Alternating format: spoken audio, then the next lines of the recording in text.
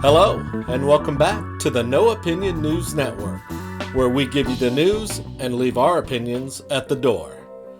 I'm your host, Chris, and this is your Tuesday, December 8th, Daily News Briefing. Please like, share, and subscribe so that YouTube will recommend my videos to others. In yesterday's update, I informed you that the deadline for the new stimulus package was December 11th, unless they moved to push it back a week. Well, it looks like they're doing that. Expect the deadline for the new federal spending bill and stimulus package to be pushed back to December 18th.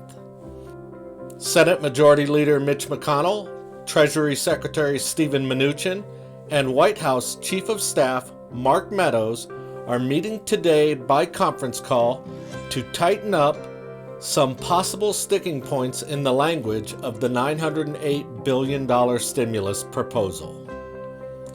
Democrats and Republicans are pushing to add stimulus checks to this version of the proposal. Currently, the bill includes more money for small businesses, additional unemployment benefits, money for virus testing, money for vaccine distribution, and money for the schools to help with reopening safely. Republican Senator Josh Hawley from Missouri is urging President Trump to veto any bill that doesn't include stimulus checks for Americans. As I stated yesterday, many lawmakers are referring to this as a relief bill, not a stimulus bill, and that stimulus checks can be taken up a little later down the road. It seems to me, if they include them now, it would save them a little time later.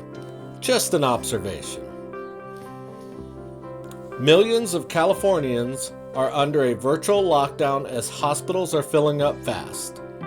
The stay-at-home order, which Governor Gavin Newsom put into place, went into effect Sunday. It may be the holiday season, but it's starting to look like a ghost town. Stores are limited to 20% capacity.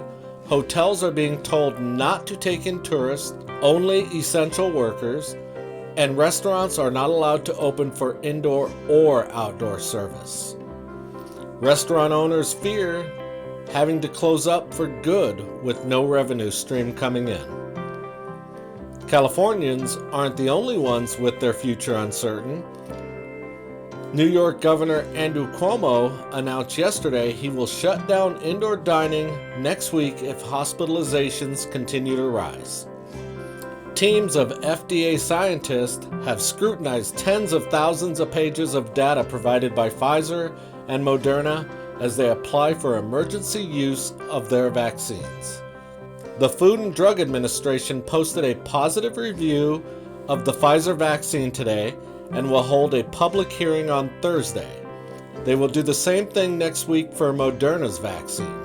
The vaccines are in the final days of review and expect Pfizer's vaccine to be approved by the end of this week, and Moderna's is expected to be approved by the end of the next week.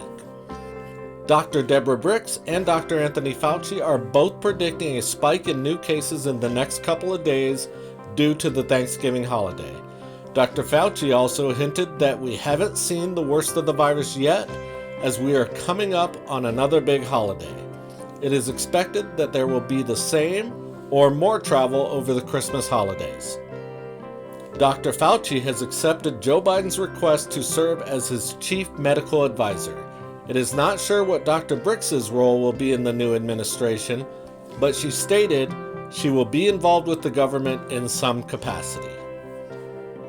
Now, not only has Rudy Giuliani contracted COVID, but now another Trump campaign lawyer has also tested positive for the virus. Attorney Jenna Ellis has been working side by side Rudy Giuliani for weeks, and she was sitting next to him last week. Don't be surprised if we get a few more positive tests for the virus from that team.